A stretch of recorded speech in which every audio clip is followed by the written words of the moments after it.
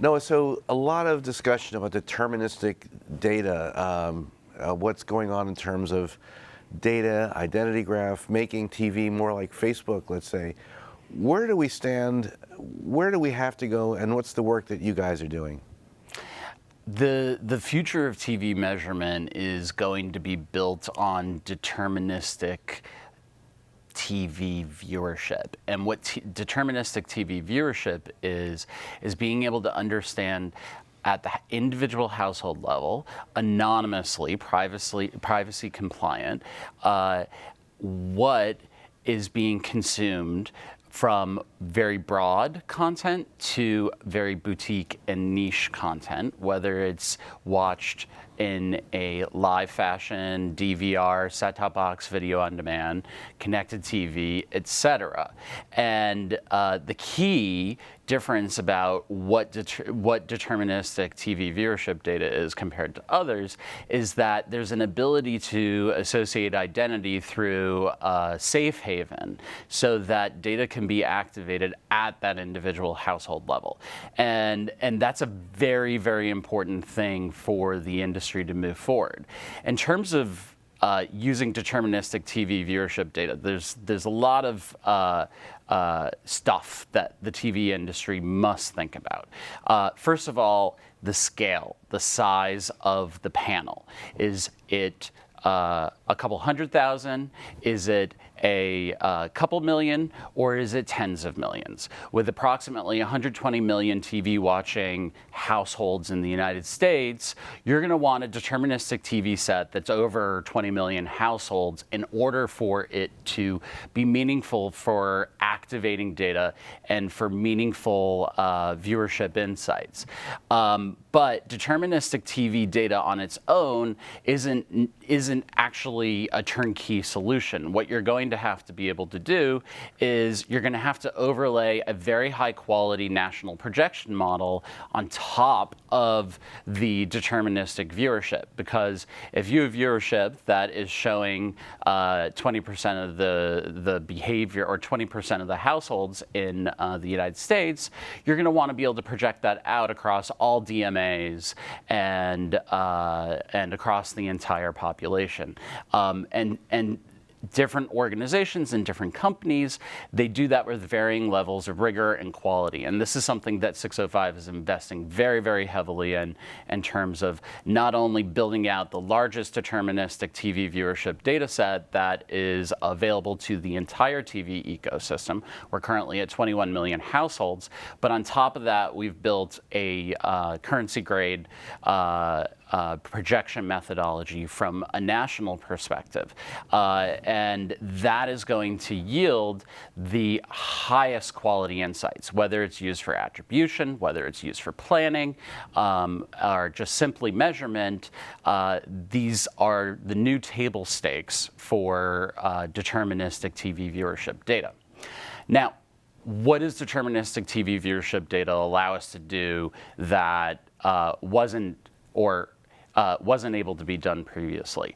What it allows us to do is it allows us to look at the disparate television markets that exist within the US TV ad market today. We have a national ad market, we have a local ad market, we have an addressable ad market. They're all planned and transacted separately in silos. So we have silos within the TV advertising market, and then there's obviously silos across the wider media ecosystem from an ad planning perspective, and that the greater TV ad silo is completely siloed from the rest of the digital world and other mediums. And so what deterministic TV viewership data, specifically provided by 605, allows the market to do is it allows for the types of insights at scale to be able to combine these three disparate television advertising markets, but also to be able to take deterministic digital data or deterministic CRM data or deterministic purchase data or whatever first-party data a ad seller or a marketer might have, or third-party data, to be able to plan, activate, measure, and perform attribution, and then close the loop from an optimization perspective in an extremely robust and meaningful way. So for 605, you have the data source from the cable boxes, the charter cable boxes, or explain a little bit more of what you bring in terms of data that you have specifically. Certainly. 605 has cable set-top box data from a couple MVPDs, including the Charter Spectrum footprint, as well as smart TV ACR data from Inscape. And what we've done is we've combined the multiple TV viewership data sources together. There's a huge amount of value in combining different types of TV viewership data. Cable set-top box data is extremely robust and extremely powerful and provides a very clear picture of what we could call whole home viewership. And what whole home viewership is, it's taking into account the fact that a home has, in the United States, somewhere between 2.3 and 2.8 TV sets, depending upon the study that you're looking at. And with the cable set-top box data, you're getting much closer to the 2+ TV set viewership insight level. Whereas with smart TV ACR data, you're not guaranteed whole home viewership. You are definitely able to see what is happening on one TV set. And a lot of the ACR TV sets average closer to 1.1 TV sets per household. And so anyone exclusively using ACR data for measurement purposes, for attribution purposes, they are missing a large part of the story in terms of measurement, attribution, and planning.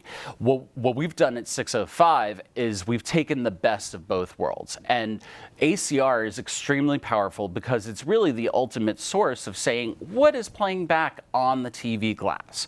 And combining the insights of what is playing back on the TV glass with the multiple cable set-top boxes that are used in the home allows for greater cap and, or more accurate cap and edit rules, as well as much more sophisticated and accurate projection methodologies.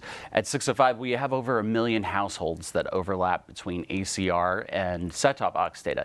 And that's a very, very powerful source of information that we don't throw away the overlap. We use it to augment our understanding and to enhance the viewership data that 605 makes available.